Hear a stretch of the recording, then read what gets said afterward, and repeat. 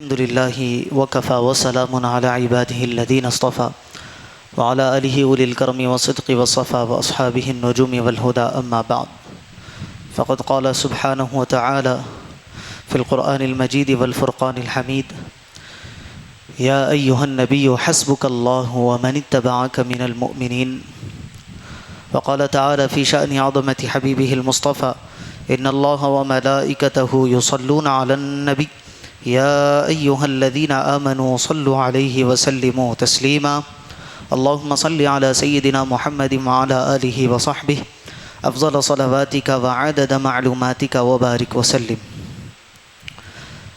معزز و مکرم حاضرین کرام و سامعین ذوی الاحترام،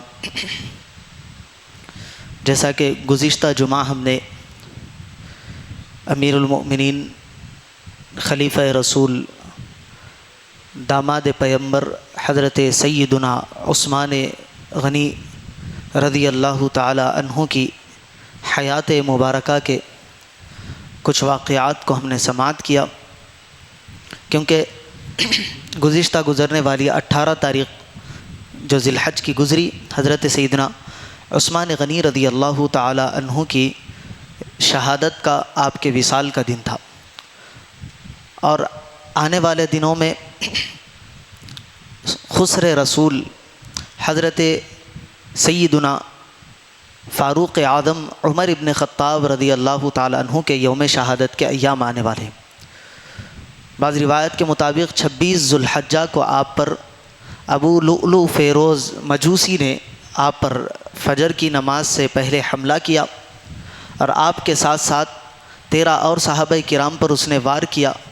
جب وہ پکڑا گیا تو پھر اس نے وہی خنجر اپنے آپ میں گھونپ لیا جو زہر سے بجھا ہوا تھا، وہ وہیں پر جہنم رسید ہوا۔ اس کے علاوہ 13 میں سے 6 صحابہ کرام رضوان اللہ اجمعین نے مقام شہادت کو پایا، اور حضرت سیدنا عمر فاروق رضی اللہ تعالیٰ عنہ 4 دن تک اس دنیا فانی میں اس زخم کی وجہ سے علالت میں رہے۔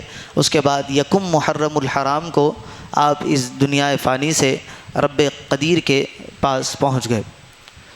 حضرت سیدنا فاروق اعظم رضی اللہ تعالیٰ عنہ کا اور حضرت عثمان غنی رضی اللہ عنہ یا دیگر صحابہ کرام یا اولیاء کرام کے واقعات اور ان کا تذکرہ کیوں کیا جاتا ہے؟ کیا یہ ضروری ہے ہر وقت کرنا، ہر سال کرنا؟ ان کے واقعات سننے سنانے سے ہم کو فائدہ کیا ہوتا ہے؟ ہر تھوڑے دن میں کچھ نہ کچھ ان کی باتیں آتی رہتی ہے، ان کا ذکر ہوتا رہتا ہے۔ تو یہ یاد رکھے کہ ان کا ذکر کرنا اور ان کے واقعات کو سننا سنانا ایک تو ثواب کا باعث ہے، بعض روایت کے مطابق اللہ کی رحمتوں کا ان کے ذکر کے وقت نزول ہوتا ہے، ہمارے گناہ معاف ہوتے ہیں، پھر ان کے واقعات سننے سے ہم کو اسلام پر عمل کرنا آسان ہو جاتا ہے۔ جو ان کے واقعات ہے، جو ان کی زندگی گزری ہے، اگر ہم ان کی زندگیوں سے کچھ روشنی حاصل کر لیں گے تو ہمارے لیے جنت کے راستے اللہ تبارک و تعالیٰ کھول دے گا۔ یہ ایسی بابرکات ذوات قدسیہ ہے، چاہے خلفائے راشدین ہو یا دیگر صحابہ کرام ہو یا اجلہ اولیاء امت ہو، اکابرین امت ہو، ان کے واقعات، ان کا ذکر سننا سنانا یہ ہمارے لیے ہر طرح سے باعث خیر ہے، باعث اجر و ثواب ہے، اور ہمارے لیے یہ رہنمائی کرتے ہوئے یہ اصول اور ضوابط ان کی زندگی میں ہم کو نظر آتے ہیں۔ اور ان کا ذکر ایسے ماحول میں جب سوشل میڈیا کا دورہ ایسا چل رہا ہے کہ کچھ لوگ ان کے ایمان پر انگلیاں اٹھا رہے ہیں، کچھ بیٹھے ہوئے نادان ہیں جو سوال کر رہے ہیں کہ حضرت ابو بکر و حضرت عمر کے ایمان کے متعلق ہم کو گفتگو کر، ان کا ایمان ثابت کر کے بتاؤ، نعوذ باللہ من ذالک۔ وہ ذوات قدسیہ جن کو رسول پاک علیہ الصلاۃ والسلام نے جب تک ظاہری حیات میں آپ رہے، آپ نے اپنے ساتھ رکھا، ظاہری طور پر رسول پاک علیہ الصلاۃ والسلام پردہ فرما گئے، اس کے بعد آپ جانے سے پہلے ہی ان کی اقتداء کی ہدایت کر گئے کہ تم ابو بکر و عمر کی ہدایت کرنا، ابو بکر و عمر کی ہدایت اور ان کی پیروی کرتے رہنا، یہ رسول پاک علیہ الصلاۃ والسلام نے حکم دیا۔ پھر جب وصال ہو گیا تو رسول پاک علیہ الصلاۃ والسلام نے ان کو اپنے پہلو میں جگہ عطا فرمائی۔ یہ کوئی ایکسیڈنٹلی ہونے والے واقعات نہیں ہے، حضرت سیدنا ابو بکر صدیق رضی اللہ تعالیٰ عنہ کے جب وصال کا وقت آیا تو آپ نے اپنے قریب کے چند رفقا کو جمع کیا، جمع کر کے فرمایا کہ اب میری زندگی کے آخری لمحات چل رہے ہیں، میں تم میں ان 6 اشخاص کو جو 10 مبشرہ میں سے ہے ان کو تمہارے حوالے کر رہا ہوں، ان میں سے کسی کو اپنا ایک کو خلیفہ چن لینا، اور جب میرا وصال ہو جائے، جب تم تکفین کے کام کر لو، یعنی مجھ کو غسل دے لو، کفن پہنا لو، تو میرے لاشے کو لے جا کر رسول پاک علیہ الصلاۃ والسلام کے حجرے کے باہر رکھ دینا اور صدا دینا کہ رسول پاک علیہ الصلاۃ والسلام آپ کا غلام حاضر ہے۔ اگر رسول پاک علیہ الصلاۃ والسلام اجازت دے تو اندر لے جا کر دفن کرنا، یا نہیں تو مسلمانوں کے قبرستان میں دفن کر دینا۔ حضرت سیدنا صدیق اکبر کے لاشے کو لے جایا گیا، وہاں رسول پاک علیہ الصلاۃ والسلام کے حجرے کے باہر رکھا گیا، اندر سے خود بخود دروازہ کھلتا ہے اور آواز آتی ہے کہ حبیب کو حبیب کے پاس لے کر آؤ۔ یہ شان رکھنے والی ذات سیدنا ابو بکر صدیق رضی اللہ تعالیٰ عنہ، اور کچھ نابلد کم علم جاہل لوگ اور جو ان کے ایمان میں شک کرے وہ کافر ہوتا ہے۔ کافر لوگ کہے آپ کہ وہ اپنے کفر کا کھلے عام ارتکاب کرتے ہوئے پوچھتے ہیں کہ ان کے ایمان کے بارے میں ہم کو بتاؤ۔ کون ان کے ایمان کے بارے میں سوال اٹھا سکتا ہے؟ حضرت سیدنا ابو بکر کے ایمان کے بارے میں رسول پاک علیہ الصلاۃ والسلام نے فرمایا کہ ابو بکر کا ایمان وہ ایمان ہے کہ ابو بکر کا ایمان ایک پلڑے میں رکھ دیا جائے، ساری دنیا والوں کا ایک ایمان ایک پلڑے میں رکھ دیا جائے تو ابو بکر کا ایمان بھاری ہوگا۔ وہ ایمان والی ذات سیدنا ابو بکر صدیق کی ذات ہے، اور ان کے ایمان کے بارے میں سوال کرتے ہیں۔ حضرت سیدنا فاروق اعظم کے ایمان کے بارے میں سوال۔ حضرت سیدنا فاروق اعظم کا ایمان تو وہ ایمان ہے جب نکلے تھے حالت کفر میں تلوار لے کر کہ رسول پاک علیہ الصلاۃ والسلام کو معاذ اللہ آج ان کا کام تمام کر دوں گا۔ راستے میں وہ واقعہ ہوا، تفصیل طلب واقعہ ہے، بارہا آپ نے سنا ہے کہ بہن کے گھر گئے، بہن سے مار پیٹ ہوئی، اس کے بعد قرآن کی کچھ آیتیں آپ نے سنی، آپ کا دل متاثر ہوا، رسول پاک علیہ الصلاۃ والسلام کے دربار گوہر بار میں حاضر ہوئے۔ اس سے قبل رسول پاک علیہ الصلاۃ والسلام نے ایک رات پہلے دعا کی تھی کہ اے اللہ، ابو جہل، عمرو ابن حشام یا عمر ابن خطاب کے ذریعے اسلام کو تقویت پہنچا، ان میں سے جس کو تو چاہتا ہے، جس کو تو محبوب رکھتا ہے، اس کو اسلام کی توفیق عطا فرما۔ اور ایک روایت میں ہے کہ خاص حضرت سیدنا عمر کا نام لے کر رسول اللہ نے دعا کی، جامع ترمذی کی غالباً حدیث مبارک ہے۔ اللہ کے حبیب علیہ الصلاۃ والسلام نے فرمایا کہ اللہم اعز الاسلام بعمر ابن الخطاب خاصہ، اے اللہ عمر ابن خطاب کے ذریعے خاص طور سے ان کے ذریعے اسلام کو تقویت عطا فرما، اسلام کو عزت عطا فرما، اسلام کو مضبوط اور مستحکم فرما۔ یہ دعا رسول پاک علیہ الصلاۃ والسلام نے فرمائی۔ دوسرے دن حضور پاک علیہ الصلاۃ والسلام کے کاشان اقدس پر حضرت سیدنا عمر ابن خطاب رضی اللہ تعالیٰ عنہ حاضر ہوتے۔ جب حاضر ہوئے، رسول پاک علیہ الصلاۃ والسلام سے جب ملاقات ہوئی، رسول پاک علیہ الصلاۃ والسلام نے صرف ان کے سینے پر ہاتھ مار کے کہا کہ اے عمر، کیا اب بھی اسلام لانے کا وقت نہیں آیا؟ حضرت عمر جو تلوار لے کر نکلے تھے کہ رسول پاک علیہ الصلاۃ والسلام کا کام ختم کر دیں گے، وہی تلوار رسول اللہ کے قدموں میں رکھ کر کلمہ شہادت پڑھتے ہیں، فرماتے ہیں کہ اللہ ایک ہے اور میں آپ کو اللہ کا آخری نبی اور رسول مانتا ہوں۔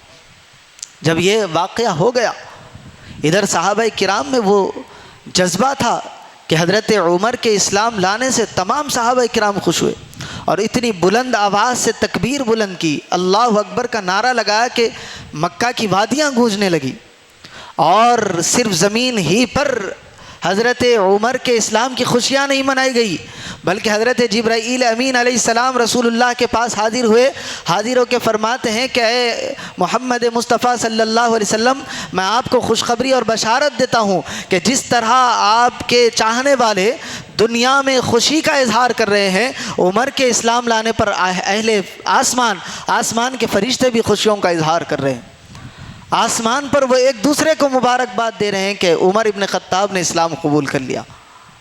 یہ عمر ابن خطاب کا اسلام ہے، اور لوگ کہہ رہے ہیں کہ حضرت عمر کے ایمان کو ثابت کرو، نعوذ باللہ من ذالک۔ یہ حضرت سیدنا عمر ابن خطاب رضی اللہ تعالیٰ عنہ، وہ عمر ابن خطاب رضی اللہ تعالیٰ عنہ جن کا اٹھنا بیٹھنا سنت نبوی ہے، جن کا ہر کام ہر ادا رسول پاک علیہ الصلاۃ والسلام کے حکم پر ہوا کرتی تھی، اور جن کی زبان سے کلمات نکلتے، اللہ تعالیٰ نے حضرت عمر کو وہ مقام عطا فرمایا تھا کہ جو حضرت عمر ابن خطاب رضی اللہ تعالیٰ عنہ کہہ دیتے، اللہ تعالیٰ اس کے مطابق وحی کو نازل فرماتا۔ کئی ایسے مقامات قرآن میں آپ کو ملیں گے جو حضرت عمر نے چاہا، اللہ تعالیٰ نے وہی ویسا ہی حکم جاری فرمایا۔ رسول اکرم صلی اللہ علیہ وسلم نے فرمایا کہ عمر کی زبان پر حق جاری ہوتا ہے، حق گفتگو کرتا ہے، کلمات عمر کے ہوتے ہیں، زبان عمر کی ہوتی ہے، وہ کلمات رب کی طرف سے القاء ہوتے ہیں۔ رب جیسا چاہتا ہے عمر ویسی گفتگو کرتے ہیں۔ یہ مقام حضرت سیدنا عمر فاروق رضی اللہ تعالیٰ عنہ کا ہے۔ پھر اللہ تعالیٰ نے ایسا مقام عطا فرمایا کہ جب حضرت سیدنا فاروق اعظم رضی اللہ تعالیٰ عنہ کا دور خلافت آیا تو اللہ تبارک و تعالیٰ نے ان کے دور خلافت کو برکت والا دور بنایا۔ دنیا آدھی سے زائد دنیا پر حضرت سیدنا عمر فاروق رضی اللہ تعالیٰ عنہ نے اپنی خلافت قائم کی۔ 22 لاکھ مربع میل سے زیادہ پر آپ کا دور خلافت تھا، اور صرف خلافت نام کی خلافت نہیں بلکہ کام کی خلافت تھی۔ حضرت سیدنا ابو بکر صدیق رضی اللہ تعالیٰ عنہ کا عدل و انصاف بڑا مشہور ہے۔ آپ کو فاروق اسی لیے کہا جاتا ہے کہ آپ ہر چیز میں فرق کرتے ہیں، ہر چیز کو اپنے حساب سے رکھتے ہیں۔ حضرت سیدنا عمر فاروق رضی اللہ تعالیٰ عنہ کے دور خلافت میں جہاں جہاں تک آپ کی خلافت تھی وہاں وہاں تک اسلامی سلطنت قائم تھی، اور اسلام کے اصول اور ضوابط پر عمل کیا جاتا تھا۔ کہیں ذرہ برابر کوئی اسلام کے خلاف جاتا تو آپ اس کی تعدیب فرماتے، آپ اس کی پکڑ فرماتے، اور صرف لوگوں کی پکڑ نہیں بلکہ خود کا بھی محاسبہ کرتے رہتے، خود بھی ایسے رہتے جیسے اللہ اور اس کا رسول چاہتا ہے۔ کوئی ایسا عمل آپ سے سرزد نہیں ہوتا جو خلاف شریعت ہو، خلاف اسلام ہو، حالانکہ آدھی سے زائد دنیا پر آپ کی سلطنت تھی۔ کیسا ٹھاٹ باٹ ہونا چاہیے تھا، کیسی عالی شان زندگی حضرت سیدنا عمر فاروق رضی اللہ تعالیٰ عنہ کی ہونی چاہیے تھی۔ حضرت سیدنا فاروق اعظم رضی اللہ تعالیٰ عنہ کے بارے میں آتا ہے کہ آپ کے لباس پر 18 پیوند ہوا کرتے تھے۔ آج آپ دیکھ لیں، غریب سے غریب بھی ہو، اگر ایک ایسی جگہ سے پھٹ جائے جس کا پیوند ظاہر ہو رہا ہے، وہ شخص وہ لباس پہننا پسند نہیں کرتا۔ لیکن حضرت سیدنا عمر فاروق رضی اللہ تعالیٰ عنہ اتنی بڑی سلطنت کے بادشاہ، حاکم اور مسلمانوں کے خلیفہ اور امیر المؤمنین ہونے کے باوجود آپ کے جسم پر 18 پیوند کا کپڑا ہوا کرتا۔ حضرت سیدنا عمر فاروق رضی اللہ تعالیٰ عنہ خود اس پر عمل نہیں کرتے بلکہ اپنے گھر والوں کو بھی عمل کیا کرتے۔ ایک مرتبہ آپ کے شہزادے کسی دوسرے مقام سے مدینہ منورہ آ رہے تھے، تو وہاں جو بیت المال کا پیسہ ہوتا ہے جو مسلمانوں کے لیے جمع ہوتا ہے، وہ اس علاقے سے مدینہ منورہ حضرت سیدنا عمر ابن خطاب کے پاس وہ پیسہ بھیجنا تھا۔ تو وہاں کے گورنر نے مشورہ دیا کہ یہ پیسہ میں آپ کے حوالے کر رہا ہوں، آپ لے جائے اور یہ پیسہ وہاں جمع کروا دے، اور میں آپ کو ایک مشورہ بھی دوں گا، اگر آپ چاہے تو اس پیسے سے کوئی یہاں سے کاروبار کرے، کوئی چیز یہاں خریدے اور لے جا کر مدینہ منورہ میں بیچے۔ وہاں بیچنے کے بعد جتنا پیسہ بیت المال میں جمع کرنا ہے بیت المال میں جمع کر لے، جتنی آپ محنت لگیں گے اس کا جو پروفٹ ہوگا آپ رکھ لے۔ آپ کے شہزادے کو یہ مشورہ پسند آیا، آپ نے بغرض تجارت ان پیسوں سے وہاں سے سامان خریدا، مدینہ منورہ وہ سامان لائے، فروخت کیا، اچھا منافع بنایا۔ اس کے بعد جتنا پیسہ بیت المال کا تھا آپ نے بیت المال میں جمع کیا، باقی کا پیسہ گھر لے آئے۔ حضرت سیدنا فاروق اعظم رضی اللہ تعالیٰ عنہ نے پوچھا کہ شہزادے یہ پیسے کہاں سے آئے؟ تو انہوں نے کہا کہ بابا میں نے تجارت کی ہے۔ تو حضرت فاروق اعظم پوچھنے لگے کہ تمہارے پاس ایسے وسائل نہیں تھے، اتنا پیسہ تمہارے پاس نہیں تھا کہ تم اس کو انویسٹ کرو، تجارت کرو، پھر اتنا منافع تمہارے پاس کیسے آیا؟ تو انہوں نے کہا کہ مجھے وہاں سے بیت المال کا پیسہ ملا تھا، مشورہ ہوا کہ وہ بیت المال کے پیسے سے تجارت کی جائے، پھر یہاں پہنچنے کے بعد بیت المال کا پیسہ بیت المال میں جمع کر دیا جائے، اور جو اس سے پروفٹ ہوگا وہ میرا ہوگا۔ تو میں اس سے تجارت کیا، بیت المال کا پیسہ بیت المال میں دے دیا، یہ میرا پروفٹ ہے۔ حضرت فاروق اعظم فرماتے ہیں کہ یہ پروفٹ تمہارا ہوگا، لیکن تم نے جس مال کا استعمال کیا وہ بیت المال کا پیسہ تھا، وہ مسلمانوں کا پیسہ تھا، وہ تمہارے ذاتی کام میں نہیں آ سکتا، یہ سارا پیسہ بھی بیت المال میں جمع ہوگا۔ حضرت سیدنا فاروق اعظم نے وہ سارا پیسہ پھر بیت المال میں جمع کروایا۔ ایک مرتبہ حضرت سیدنا فاروق اعظم رضی اللہ تعالیٰ عنہ ممبر شریف پر جلوہ فرما ہے، خطبہ دے رہے ہیں، دوران خطاب ایک شخص کھڑا ہوتا ہے، پوچھتا ہے کہ اے امیر المؤمنین، آپ نے جو 2 چادریں پہنی ہیں، وہ 2 چادریں آپ کے پاس کہاں سے آئی؟ وقت کے خلیفہ سے سوال ہو رہا ہے، پوچھا جا رہا ہے کہ 2 چادریں آپ کے پاس کہاں سے آئی؟ ہوا یہ تھا کہ ایک جنگ جیتی گئی تھی، اس سے پہلے جو مال غنیمت ہوتا ہے اس میں سے بہت ساری چادریں آئی تھی۔ حضرت سیدنا فاروق اعظم رضی اللہ تعالیٰ عنہ نے جمع لوگوں میں جب تقسیم فرمائی تو ایک چادر آپ کے حصے میں بھی آئی تھی، اور جب آپ ممبر پر جلوہ فرما ہوئے تو 2 چادریں آپ ذیب تن کیے ہوئے تھے۔ تو لوگوں نے پوچھا کہ سب کے حصے میں ایک چادر اور امیر المؤمنین کے پاس 2 چادریں کیسے؟ تو اس وقت کے لوگوں کا بھی آپ اندازہ کریں کہ کیسے لوگ ہوا کرتے تھے۔ حضرت سیدنا فاروق اعظم فرماتے ہیں کہ اس کا جواب میں نہیں بلکہ میرا شہزادہ دے گا۔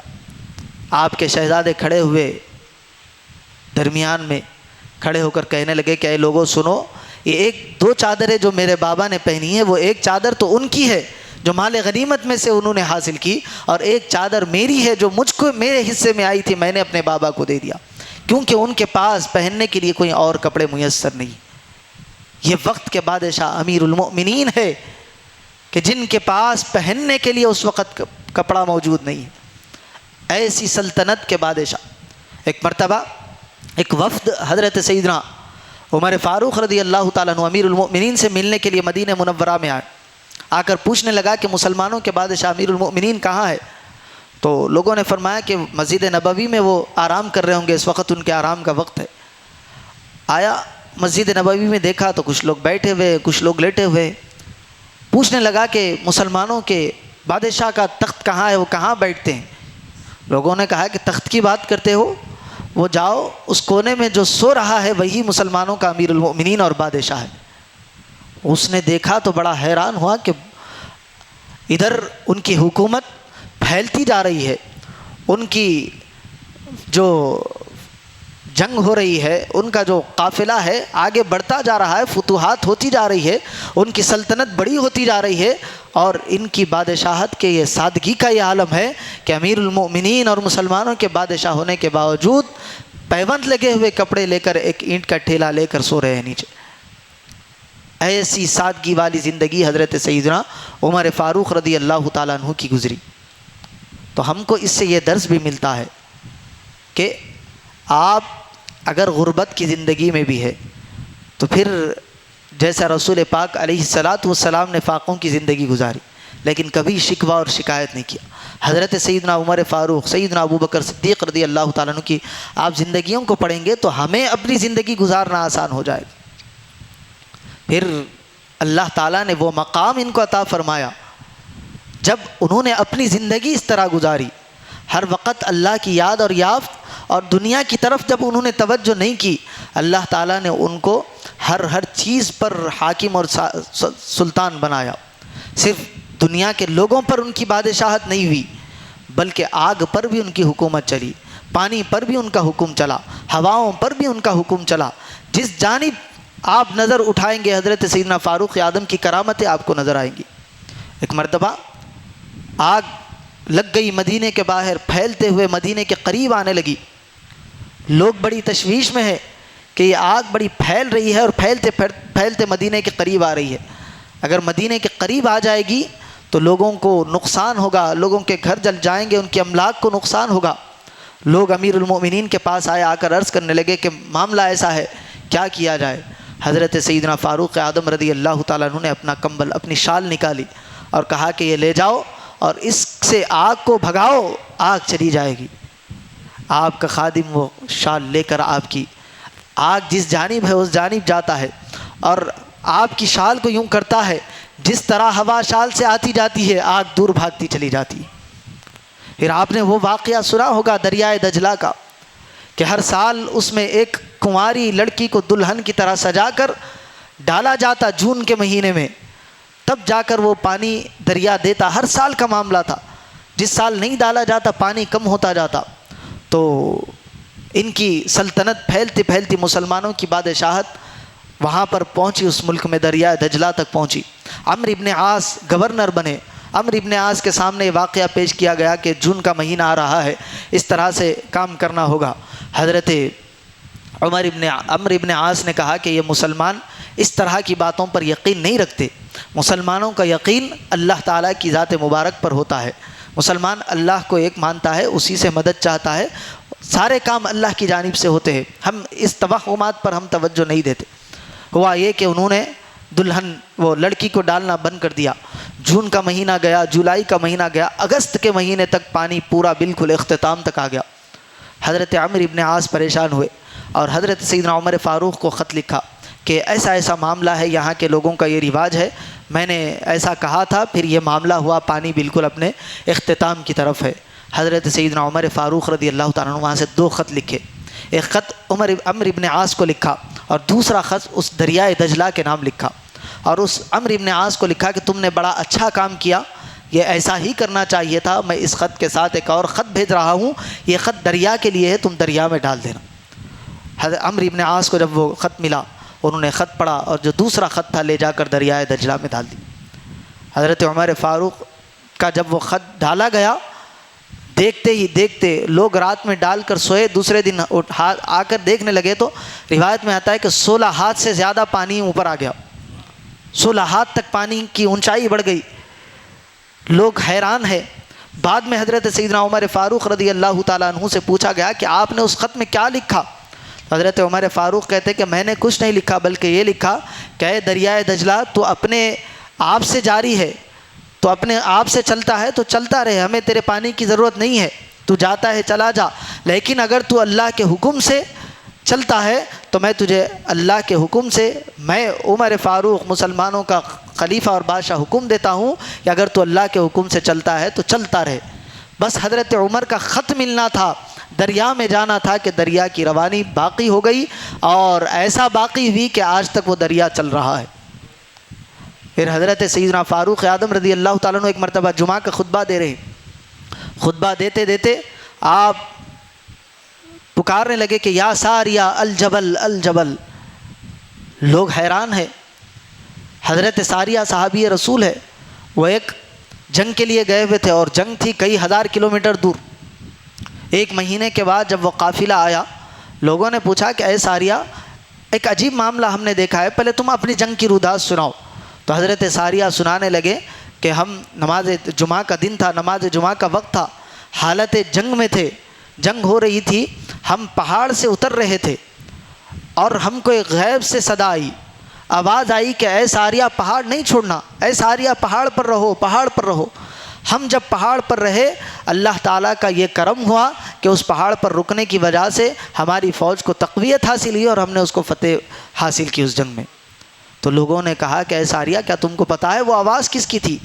ہم نے دیکھا سیدنا فاروق اعظم رضی اللہ تعالیٰ عنہ یہاں منبر پر کھڑے ہو کر تم کو یہاں سے پکار رہے تھے، اے ساریہ پہاڑ نہیں چھوڑنا۔ آپ اس بات سے اندازہ لگائے حضرت سیدنا فاروق اعظم رضی اللہ تعالیٰ عنہ کے مقام اور مرتبے کا، ہے مدینہ منورہ میں، خطبہ دے رہے ہیں جمعہ کا، لیکن آپ کی نظر وہ نظر ہے کہ کئی ہزاروں کلومیٹر ہونے والی دور جنگ کا مشاہدہ کر رہے۔ حضرت فاروق اعظم کی نظر کا یہ عالم ہے، اور حضرت ساریہ کے کانوں کا وہ عالم ہے، تو یہ جن کے غلام ہیں اس آقا کی نظر اور کانوں کا عالم کیا ہوگا؟